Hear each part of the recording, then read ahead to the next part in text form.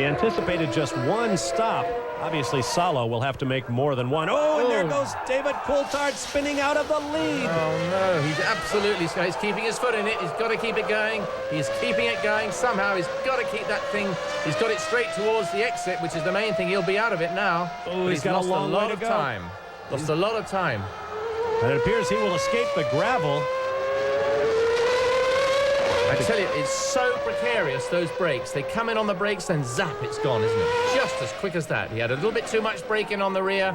It's so difficult to adjust these cars. They're so rigid to adjust the brakes so that at 180 mile an hour corner, the brake bias is correct, as opposed to a corner at 110 miles an hour. And that is the same place that he went off on the warm-up lap of the original start of this race. They won't be happy in Scotland about that. Or in the Williams pit. But in the grandstand here at Monza, they are absolutely overjoyed because Ferrari leads Gerhard Berger. I'd love to hear a crowd if we didn't have all this stuff on our head. Recall the race in 1988 when Berger picked up the surprise victory. It's a little early to declare him the winner. When Ayrton Senna spun in this corner. Schumacher and Hill just behind. I don't know if the wounds of Senna's passing are too recent to make light. And if you feel that way, then I apologize. But the story goes that Senna was welcomed to heaven by God himself, who asked if Senna had any questions. Senna said, well, only in 1988, when Enzo Ferrari passed away and I was leading the Ferraris in the race, and I asked for a sign as to whether I should try to pass Schlesser in the Williams, and you told me I should, and I crashed out of the race. Why did you tell me to pass Schlesser? God said, I don't know. Enzo, why'd we tell him to pass Schlesser? Here comes Coulthard into the pits. They got a new nose for him because he obviously damaged the other one, or possibly damaged the other one. Fresh tyres and, of course, refueling. Well, looks like he overshot his pit. That was not a good move. He came in far too fast. Very difficult to judge when you're rambling around at 215 miles an hour the whole time. But they dragged him back. They're whipping the wheel off. They're checking something at the front and probably taking that nose section off. Can't see from here. Getting all the dirt out of the discs. And I guess they're going to change the front nose and get him out on the track. But, of course, that means he's going to have a two-stop race, whatever happens at this stage. And they're looking very carefully. Oh, and Coulthard shuts it down and gets out. He's filled the inlets up with stones. Problems at the front end. Perhaps brake discs irreparably damaged by stones. In any event, the young Scot faces another heartbreak at Monza. Meanwhile, on the track, Gerhard Berger leads Schumacher and Hill. You don't get many opportunities like that. It'll be half a second quicker than everybody both days, ahead of the world champion. All the talk about him going to Ferrari and then to lose it in the race. Right, it might have been a mechanical problem, but to me it was just he just overbraked and went off the road. It was from the rear end he had a problem, but of course picked up the damage in the sand, and that's what did the damage. But it's great. Look at that Ferrari out in front. And I just can imagine the noise that must be going on. It must be outrageous to go around, and you will see those red flags when you're in that car, without a doubt. And I reckon to drive a Ferrari at Monza is worth half a second a lap. And that's really what we're seeing here, is seeing Berger actually starting to ease away a little bit because of his sort of the emotion of the whole situation. Ukio Katayama, the other Tyrrell, making an early pit stop. Now we'll take another look at what happened to David Coulthard heading for the Ascari chicane. Yeah, he just locked up the rear end. I mean, that's all he did. They can't say it was bumpy. That circuit was as smooth as a baby's bottom. And he went straight round onto the sand, and of course that was it, and damaged the car. Here we have Berger whistling out to overtake Pani, is it? That's Pedro Diniz. Pedro Diniz. Yeah, I'm not quite used to the colours of these cars being interchanged every race. Well, that's okay. You're a relief pitcher this weekend. You're allowed a few. I never look that far back down the grid. That's my problem. I look at the guys at the front. Diniz would appreciate it. Yeah, I'm sure he would, but he's got to be realistic. He's back there for a reason. Absolutely. And right now, he's between the two title contenders. Schumacher and Hill make short work of him. This is where his teammate went off. Yeah, Schumacher and Hill have actually eased up quite a bit on him through there, but of course he is picking up the tail enders first. It's the first time the back markers have actually seen the leaders of the race coming around. They're not got in the swing of moving over yet, and we can see that here. Obviously a little bit of drafting, a bit of slipstreaming goes on. That's just what Berger needs, a couple of extra miles an hour. Even then he's finding it difficult to go past. Of course, a lot of these guys are running less downforce than the Bergers, but of course it means they're slower in the corner. And look at all the gravel offline at the Ascari chicane. You have to tippy-toe through there, riding with Damon Hill. Yeah. How many revs are you doing, Bob? Did you catch that? I lost count at around 15,000. Schumacher's trying to break his toe. Look at Damon right up the back of Schumacher going into that corner. See, Shuey wanted to get by that car in front, but couldn't. And he actually wasn't close enough, but he really tried to break Damon's toe. Slipstreaming, drafting is the most amazing feeling. You sit there, seeing the guy behind, gradually creeping up on you, and then just when you're going, no, you can't do it, zap, he goes by. Schumacher goes by, but Hill doesn't. Whoa! That was really something else, but Hill, fortunately, his braking balance was about right. Otherwise, he'd have lost it in the same way that Coulthard did earlier. He just braked, kept it under control, and went through the corner, really without losing anything to Schumacher at all. That was a pretty clever bit of driving. I imagine the old ticker is clicking away there for Damon Hill. That was very close. I don't think he's thinking about probation at this moment. Do you, Bob? I don't think there's anything there in Schumacher's mind. He's just going to hold Hill off just as much as he can with any trick in the book, but he might not weave just as many times as he did at Spa. Absolutely. A world champion like Schumacher is not thinking about that suspended suspension for 4 races as a result of the steward's decision 2 weeks ago in Spa. Once more through the gravel. Alesi slightly moving up there, picking up a little time, but if you remember, of course, the lads in front have had some moments with tail markers, whereas by the time Alesi got there, they might have said, okay, I'll give in, I'll pull over. And Alesi is a pretty brave overtaker too. No question about it. The drivers in the points right now: Berger, Schumacher, Hill, Alesi, Barrichello, and Hakkinen. Hakkinen, of course, in the McLaren Mercedes. Alain Prost, after his brief test last week, said he was surprised at how good the car is and that it will not take long to develop it into a front runner once again. I wonder how much of that might have been a politically motivated comment from one of the master politicians of Formula One, but nevertheless, Alain Prost making news for McLaren as you ride with Damon Hill. It might make Prost quite a bit of money as well, so he's got to say the right things. And I mean, in my own small way, being a lot older than him, I would still love to race cars full time. He has realized that there's really nothing out there when you're not racing, and he wants to get back in desperately. So he's feeding his way in to see how competitive it is. I'm a bit worried. I don't think he did that good a job versus Damon Hill. And I don't think that, he's really got what it takes to beat the Hakkinens. I think as a test driver and as technically, he's brilliant. Intelligently, he's right at the best. He's one of the best. But I think as far as actually having the guts that you need, the Schumachers and the Hakkinens and the Alesis, their sort of drive, I don't think Prost has got it. And you have to have it to win these sort of races, unless you're in a superior car, which he is not going to be if he drives the McLaren Mercedes. Well, the man said it himself. Prost said, I will not do it if it's not a 100% possibility of scoring. Preliminary word from the Williams pit is that a wheel bearing failure sidelined poleman and race leader David Coulthard. We'll take a timeout and return for more live from the Grand Prix of Italy at historic Monza. Stay with us. And that was a good break for David Coulthard, who spun off the racetrack on the initial warm-up, but was able to restart from pole and led the early laps of this race. Due to time constraints, we'll pick up the action later on in the event. When we return to Monza, stand by for more of the Italian Grand Prix. Live to Monza, where Gerhard Berger leads Michael Schumacher, Damon Hill, Jean Alesi, Rubens Barrichello, and Mika Hakkinen in the 6 points-paying positions of this Italian Grand Prix. Bob Varsha, Derek Bell, glad to have you with us on this Sunday morning. Morning in America, afternoon at Monza, where a crowd of between 75,000 and 100,000 of the Tifosi, the legendary Ferrari fans, are watching their man, Gerhard Berger, out front.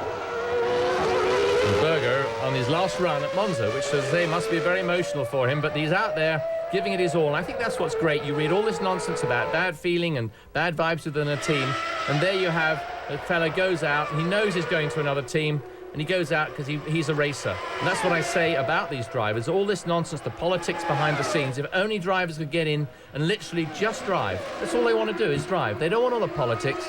And you're seeing these guys get out there, Berger's out there, and he's driving his heart out, because he is a racer. All he wants to do is win. He doesn't give a darn about where he's going next year, who's this, who's that, all the politics. He just wants to win. Comparing laps for Berger out front, Schumacher in second. It's true that much of what we hear in Formula One is highly charged politically. Everybody has an agenda that they want to accomplish, and of course it's all filtered through the media, and that includes us. We try to bring you the most accurate information we can get, but you just can't quite be sure whether what you're getting is accurate. Oh, is that Martin Brundle? No, I believe that was Olivier Panis parked in the chicane. Wasn't Martin's helmet. Yeah, that was Panis. At that point on the racetrack, Schumacher and Hill come flashing through.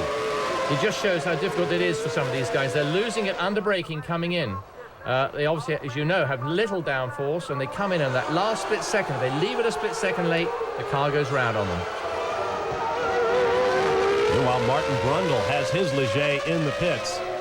Mugen Honda engines again for 1996, we are told. Well, the rumor has it that Honda's in-house effort, you might know that engineers at Honda have been working on their own time building a Formula One chassis and engine combination. It has tested on and off for the last year or two.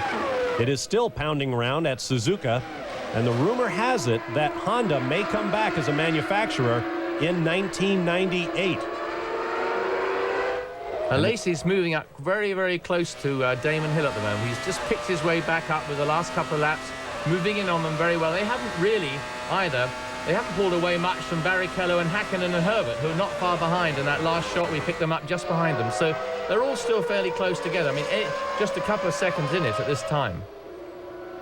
Damon Hill closing up inexorably on the world champion, Michael Schumacher, who for his part says he has been driving his car at the limit and over it all weekend. He said he has never had as much trouble and taken as much time finding the optimum balance in the Benetton Renault. Lazy's right there, right on their tail. That'll lighten things up a bit, because then Hill will have to, watch his tail, because Lazy's going to come through, and we know how good a Lazy is at that sort of maneuver. Schumacher, Hill, and Alesi in Rogia. Just over all that signage on the left is the street on the other side of a concrete wall. You can stand out there, listen to the cars come by, and tell which car it is going by just by the engine note. Of course, the easiest to pick out, the scream of the 18,000 RPM Ferrari V12.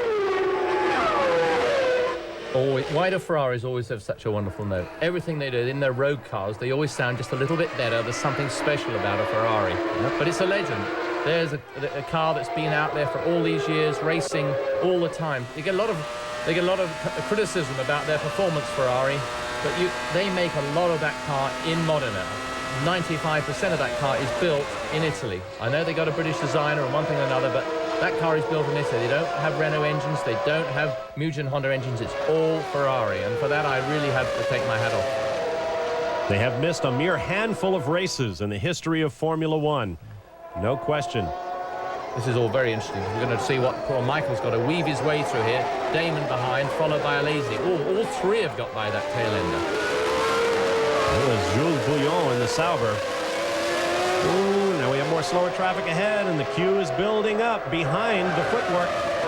Schumacher will take him on the outside. What will Damon Hill do? There is Berger twitching just that little bit. And now the footwork gets out. Oh, and Hill and Schumacher have touched again. All because of that tail end of Hill and Schumacher, but that is unbelievable. Why do they keep doing it? I mean, no wonder they can't talk. Ferrari's first and second at this point. And Schumacher is coming over to have an immediate word with his title rival.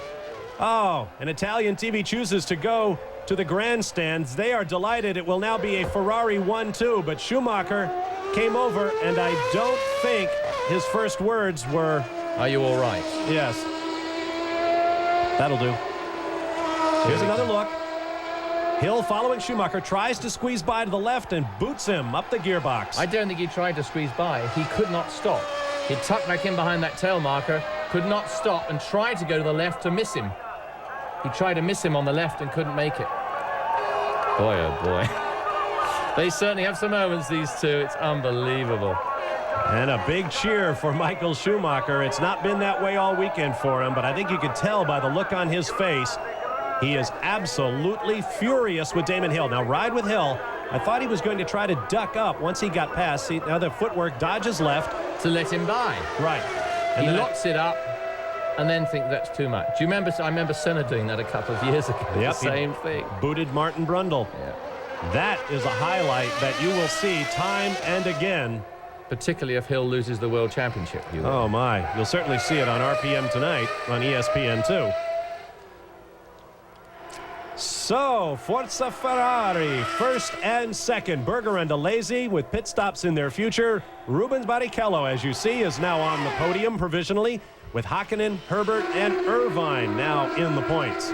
Mark Blundell follows, then Frentzen, Badouar, Papis, Inoue, Bouillon, Salo, Katayama, Denitz, and there is Frank Williams. I can't imagine what he's looking at. There's nothing to look at anymore. He's got no cars out there. Yeah, he can go home. Oh, what a year for Williams.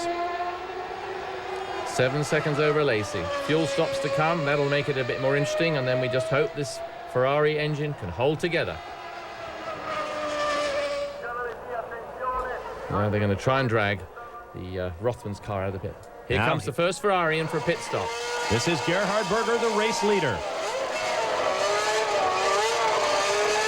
Fuel goes in. We anticipate this will be his only stop of the race. It's happening on lap number 24. Sorry. I was going to say that puts Alesi into the lead. Quite a long stop, but you've got to be secure. And of course, one must remember they're putting a lot of fuel in. They're putting a complete tank in for the balance of the race, not a short fill. So that's why you're not getting these 8 or 9 second stops, I assume. There's Alesi in the lead. I bet he can't quite believe his luck, but he'll be going in, I guess, next time to refuel and change tires. His Japanese girlfriend, Kimiko, is here. They are quite the item in Formula One social circles. He has been very touchy this weekend, has Jean Alesi, about the issue of his ability to set up a car. When asked by a reporter how he evaluated his own technical skills, he looked him in the eye, raised an eyebrow, and said, "Why do you ask?" Now, what happened here? Did Gerhard Berger run afoul of someone? He came in on brand new tires, came in the corner, and couldn't really get on the power too well. Didn't get by the guy, and I guess he just lost a bit of time straightening himself out. Now he's just ahead of Blundell, isn't he, there? Mark Blundell. That's one of the Jordans out in front of him, Rubens Barrichello. And the McLaren at this point. So Berger's actually just got ahead of Blundell. That's probably what some of the fusses are at. Now Blundell's getting back by him again. Raising the dust as he goes offline. Mark Blundell looking very racy. Of course, Berger has a full load of fuel in addition to those cool tires. Now Alesi makes his stop. As you see, Luca Badouar has the Minardi in the pits as well. Minardi's deal for V12 Ferrari engines next year, by the way, has fallen through. They're talking with Ford about possible customer engines, perhaps the Zetec engines that the Sauber team will give up next year. Now Blundell dives for the pit entrance. And that will put Rubens Barrichello into the lead. Now here is the incident we just saw the tail end of before, as Barrichello went by Gerhard Berger, and it was neatly done. Yeah, well, obviously Berger wasn't going to make it be stupid there. We've seen too many cars off there so far, and he knew he was on brand new tires and they weren't hot, so he had to just be very cool and let the guy go. He didn't want to, because it means he's got to retake him again later on. But here we are. He's out there again, and no doubt steaming on, and he'll get him in no time at all. In the final year of his contract, Rubens Barrichello, as I mentioned earlier, wants to drive for Ferrari. May be running out the string with the Jordan team, for whom he has shown so much promise. There you see him twitching just that little bit under braking. Mika Hakkinen now runs second, Johnny Herbert third. Gerhard Berger, despite his pit stop, is up into fourth, followed by Eddie Irvine. Mark Blundell shown fifth. Jean Alesi in the sixth spot. Into the Parabolica goes the race leader. We'll be back to Monza live in just a moment. A second major crash this weekend at Monza. He is now out of the race. Race leader Mika Hakkinen is in the McLaren Mercedes. That apparently lets Eddie Irvine into the lead, but of course he hasn't pitted either. Alesi got out of the pits ahead of Berger, so that puts Alesi basically in the lead.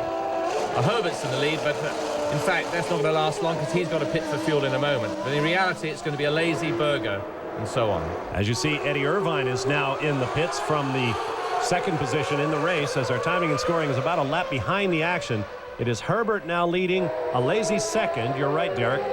He got out ahead of Gerhard Berger. Berger now runs third as you watch Johnny Herbert, the race leader, in his last few efforts for the Benetton team. I mentioned earlier that Herbert had some hard things to say about his teammate. He told the British Autosport magazine last week that Schumacher is the most selfish driver he has ever shared a team with, that he has his own setup, he keeps that information to himself, that in a 4-day test, when each driver is supposed to get 2 days of testing, Schumacher will come up with something consistently that he thinks needs his attention for another day and a half or so, leaving Herbert no time in the car. And that jives with stories we've heard about team debriefs with the drivers together and then team debriefs with Schumacher alone. So Herbert with very hard words. We saw them playing ping pong at the top of the show, but you can imagine there are not a lot of pleasantries exchanged between those two teammates. It's probably about the only thing that Herbert can beat him at is table tennis. I shouldn't say that, sorry. No, but Johnny's realistic about that. But, you know, Schumacher is a world champion. He's a winner. He's a very Senna-type person, and there's no way he's going to palm off any of his knowledge to anybody else. Why should he? He wants to win. He cannot show any of his weaknesses up to anybody. And if he did give Johnny all the gen, which I think in the beginning he gave him a lot of the information, he knows that Johnny is capable of beating him, so why should he? That is what Herbert exactly said. My mistake was I was too quick in my early efforts for the team, and Schumacher began to see me as a threat. All a part of the wonderful world of Formula One team dynamics. You ride on the nose of Herbert's car. Briefly. Underneath the old banking, heading for the Ascari chicane. And he should be in any time for fuel. But it must be lovely to be out there just feeling that, or knowing that you're in the lead just for a little while. Look at that empty bit of track. That doesn't very often happen in motorsport. There's a whole length of that back straight coming down the Parabolica, absolutely empty. The crowd packed into the grandstands on the far side.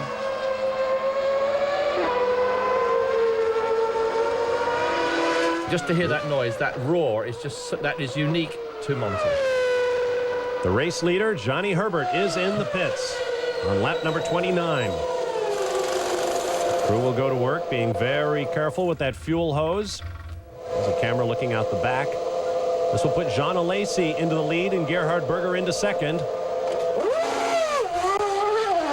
Using all the RPMs to get the clutch engaged. Meanwhile, here come the Ferrari teammates across the start-finish line. And we have seen already that, of course, that Berger was quite a bit quicker than anybody else, and of course quicker than Alesi. So I think we're going to see a very interesting bit of racing going on here. And there's not really too much animosity between these two drivers. They're both in the same team. They're both going to run for Benetton next year. And of course, my goodness, wouldn't both of them love to win this race? Hark at that crowd roaring. You can just hear them in the background. Turn up the volume and listen. The only thing that can outshout a Ferrari engine is a Tifosi crowd. They cry if you win and they cry if you don't win. They're wonderful. Ferrari has been in the news all weekend, not only the driver situation, but Niki Lauda, their former world champion and team consultant the last couple of seasons, has left the team.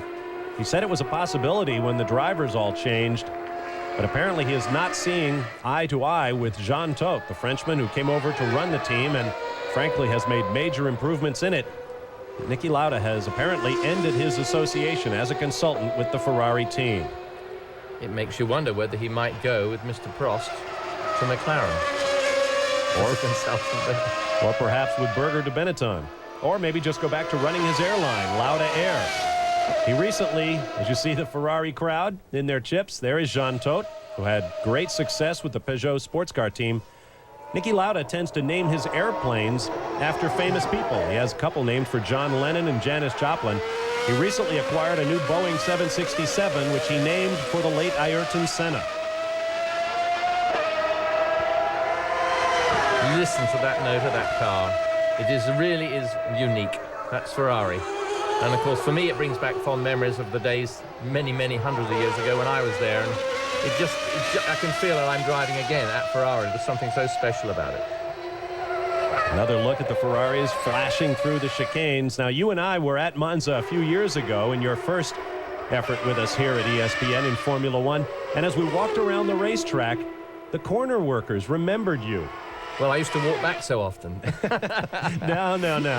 That is in the nature of Ferrari, that they remember their drivers from years ago. And so to come to a place like this decades later and have them say, Derek Bell, I remember Ferrari. Yeah, it's very special. It's something very special. Although it did nothing for my career, it's still the greatest memories that I have were racing for Ferrari, strange enough. Mind you, nobody in motorsport or in the world ever knows that I drove for Ferrari because it was before the time of TV covering it and so on, but it was still the greatest experience of my life. Second pit stop for Tyrrell. This is Mika Salo. Looks like it's going to be a quick one. It is. Very, very quick. But it's his second stop.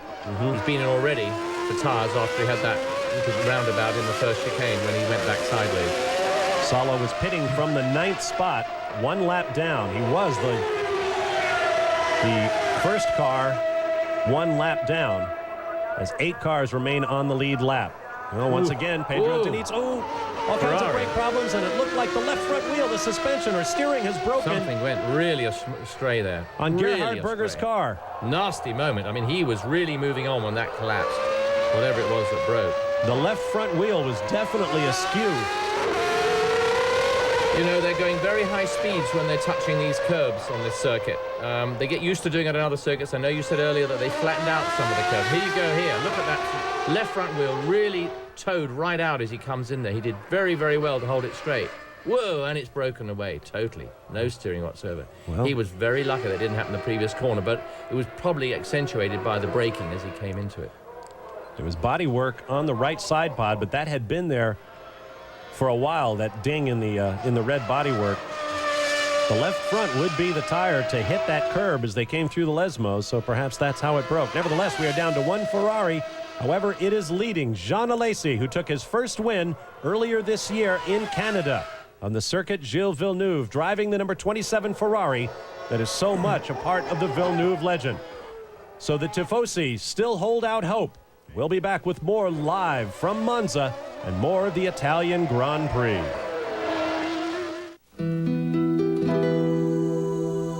A sparkling ship on crystal waters is coming. Absolutely gorgeous. In this race, there you see Gerhard Berger's number 28 parked by the side of the road. We have had 6 lead changes between 6 drivers, and virtually all of our heavy hitters are now out of the race. As you take a look at the attrition, just 12 cars remain in the race, the top 7 of them on the lead lap. The prominent retirees, in addition to Gerhard Berger, who just dropped out, Michael Schumacher and Damon Hill. Hill punted the world champion up the back when he could not get his Williams slowed down. David Coulthard, the pole man and early race leader, suffered a wheel failure after taking it off the racetrack in the Ascari chicane.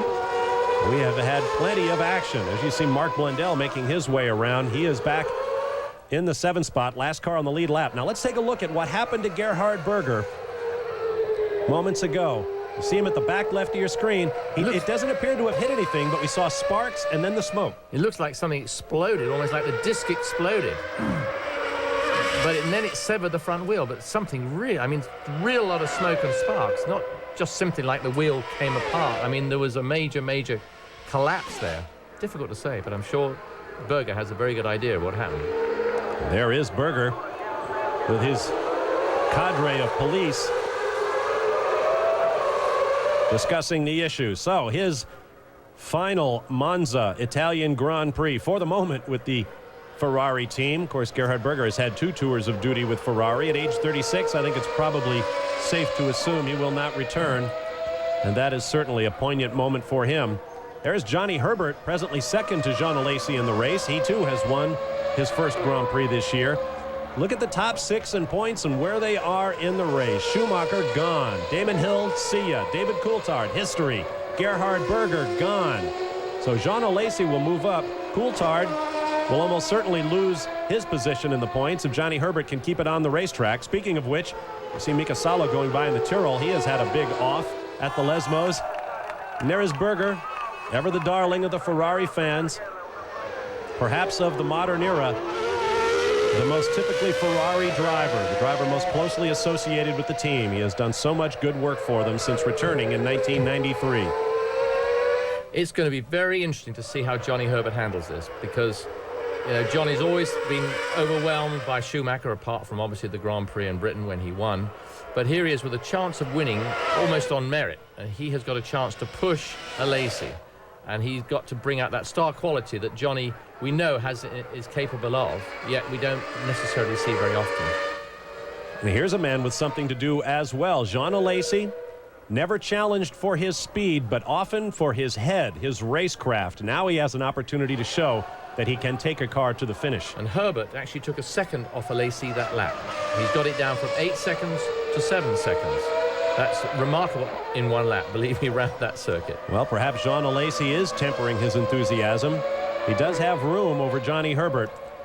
Alesi said it this weekend, the best parting gift I could give to the Tifosi would be a victory for them today at Monza. Recall last year he sat on pole for this race, but in his first pit stop, he had problems with the transmission, got out of the car, drove to his home in Monte Carlo with his brother Jose by his side. At one point in the drive, Jose had to tell him, look, John, stop traveling at this speed or I'm getting out right now. There's Mika Salo, as we mentioned, on and off the racetrack. The Tyrrell team still struggling. Plenty of power from that Yamaha V10. And Jules Bouillon looking for a way-by. And gets it. Zips through on the inside, no locking up of brakes there. A lot of these tail-enders are having trouble actually getting their brakes as efficient as the front of the top teams. I don't know what the systems are, but they're finding their brakes less effective. That was a pass for position, by the way. Bouillon is now in the 9 spot, and Mika Salo drops back to 10.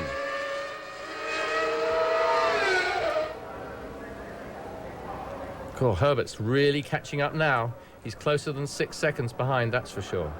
No, closer than 7, should I say. He might even be in the 6s this time. From high overhead, hard braking, and then feed on the power as quickly as you dare. There goes Johnny Herbert out of your picture. And there's Hakkinen coming down behind him. And Rubens Barrichello just behind him. So it looks like we could have a rather an exciting finish this race, having had some rather quiet moments throughout this, interspersed with the incidents of people flying off and stopping. Good look there at the Jordan with some new aerodynamics for this race. The Jordan team recently reckoned that it cost them about $1,200 per mile to race their car. So if you take that as pretty much standard for the field, it gives you some idea of why Formula One is so expensive. Perhaps more expensive than it needs to be. Nevertheless, the most expensive form of motorsport on the planet. You ride now with Mika Hakkinen, I believe. He doesn't know which way to go here. I beg your pardon, this is Mark Blundell, because I believe that's Eddie Irvine just ahead. Yes, thank you to the World Feed for confirming. Eddie Irvine has had absolutely no luck at all. The car's been unbalanced. He's been on and off the racetrack. Qualified well back, was even slower in the morning warm-up, but here he is in the 6th spot with a chance to pick up a point. Gerhard Berger wonders what might have been. Jean Alesi still holds his destiny in his own hands. On to the back stretch, up over 200 miles an hour, and then braking for the Parabolica. Jean Alesi leads Johnny Herbert and Mika Hakkinen. David Coulthard, who spun off the racetrack on the initial warm-up, but was able to restart from pole and led the early laps of this race. Due to time constraints, we'll pick up the action later on in the event when we return to Monza. All that the Yanks won the first 2 games of this set. Either way, Boston leads the American League East by a ton. The Yanks are in the American League wildcard race. 8 p.m. Eastern Time live Sunday Night Baseball here on ESPN. Here at the Grand Prix of Italy, Jean Alesi leads Johnny Herbert. Herbert right there has gotten around Ukio Katayama, who was holding him up just that little bit.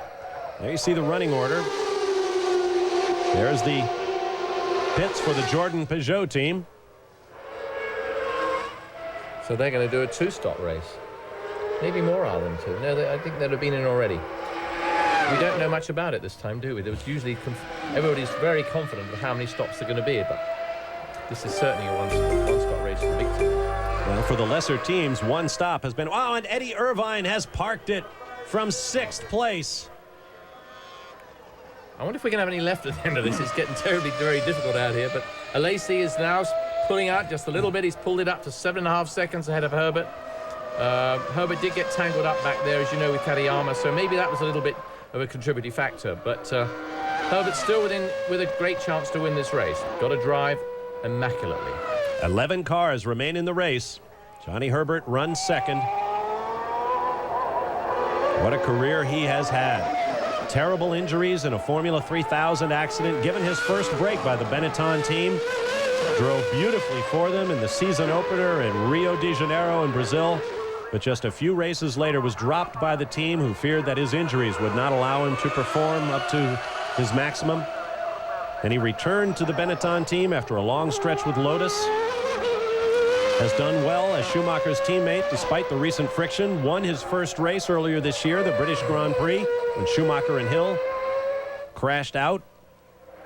And now it appears that Johnny Herbert will be a journeyman once again. But he says, I still have it. I know what I can do. He's got the most amazing character, the most wonderful personality. He's very quiet, down to earth. And when he spoke about Schumacher the way he did, he meant it. He wasn't really being rude. He was stating a fact that that's what the sort of guy is, and that's what Johnny will tell you. He calls a spade, as we say. The Formula One beach boy. His short-cropped blonde hair. Wears a lot of T-shirts and OP equipment. Now the Jordan team expecting someone. By now they no doubt know that Eddie Irvine has parked his Jordan Peugeot. And Barrichello's lying fourth, so it could well be him. Unless they want to rent the space, it better be Barrichello. There was a sign hung out at the racetrack this weekend that said, "One Alesi today is worth 100 Schumachers tomorrow."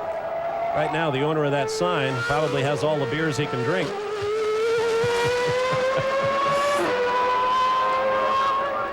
There is Jean Alesi. Alesi meaning after you in French. He couldn't have a less appropriate name. Johnny Herbert definitely closing up. I don't think it's 7.5 seconds now. It might have made a difference on that lap. You don't know just exactly where that was taken. That should have been the start-finish line, but Johnny's made some time up through the turns there. A lot of interesting rumors going on around the racetrack. We've talked before about Michelin returning to Formula One. Their #1 motorsportsman, Pierre Dupasquier, has been at a number of the recent Formula One races, and there are rumors that some of the Goodyear contracted teams have been testing Michelin tires secretly in France. Now we understand that the Bridgestone Firestone Mammoth Tire Company has 150 guests at the race this weekend in Monza. So one wonders whether that Japanese tire giant might be considering a return to Formula One as well, or a turn to Formula One. I always find it I think it's always a bit tough. Goodyear stay there through thick and thin. They've stayed there through all the hiatuses over the years of 3 or 4 different manufacturers, and then they've always stuck in there. They provide all the teams with tires. Obviously, some they have to charge. They put a tremendous amount of budget into it. And then the other teams just can come back in when they like, come up with latest stuff that they've been developing while Goodyear are supplying, and they just come back in, sort of take the ice cream and the cake, and then do 2 or 3 seasons and pull out. And everybody says, well, who's going to give us tires? And Goodyear say, okay, we'll stay in then, we'll stay in. So Goodyear stay in, we're still supply here. them again. They're still there. They're always there, but I don't think they get treated fairly. Well, they certainly deserve a tremendous vote of thanks for all that they have accomplished, the safety measures that they have provided for so many different forms of motorsport. When you consider all of the different series in road racing, stock car racing, drag racing, short track, you name it, Goodyear has a tire for just about everyone. Their research and development process in Akron, where virtually all of their racing tires are made, including their Formula One tires, is absolutely astonishing. A computer-aided process that creates a picture every 20 feet around every racetrack in the world that their tires perform on. And those tires are under constant development. A great vote of thanks to Goodyear. We've got a break coming up. More action to come from the Italian Grand Prix at Monza. Stay with us. Ferrari is out front. The Italian Grand Prix at Monza. Leaving the field to Gerhard Berger and Michele Alboreto and driving the fans absolutely wild. 1988, the only victory in that decade here at Monza for Ferrari. There is Jean Alesi hoping to add Ferrari's first victory in the 90s here at Monza. Now, moments ago, Rubens Barrichello suffered a tremendous disappointment. His Jordan Peugeot is now parked by the side of the racetrack He has dropped out while running in the points, and that means the Jordan team is now finished.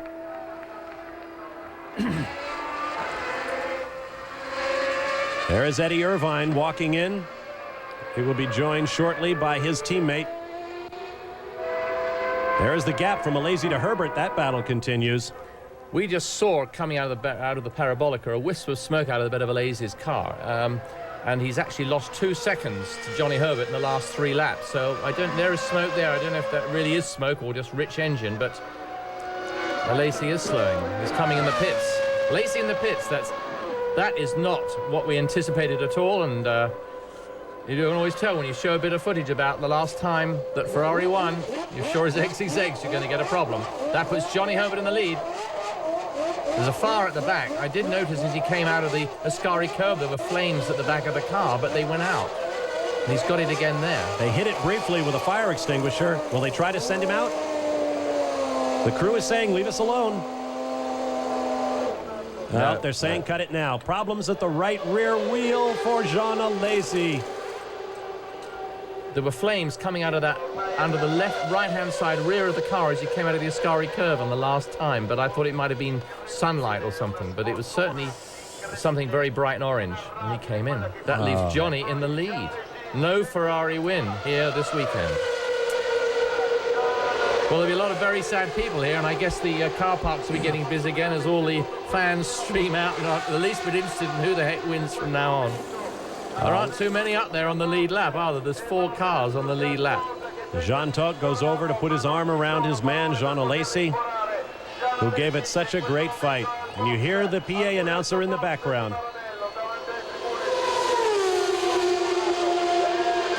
Man who so desperately wanted to give these passionate Ferrari fans a victory. So Ferrari is now finished, joining so many other teams on the sidelines. We have 9 cars remaining in the race with less than 10 laps to go. In fact, 6 laps now remain. Thank you very much. And Johnny Herbert leads. And one shouldn't say it because it's been 2 years today since the last time a Renault engine failed in a race. That's quite something, isn't it? You think of all the races they've done, Benetton and Williams Renault, and they've just had, this is the first time for 2 years they've had an engine failure. That was Damon Hill's failure on Friday.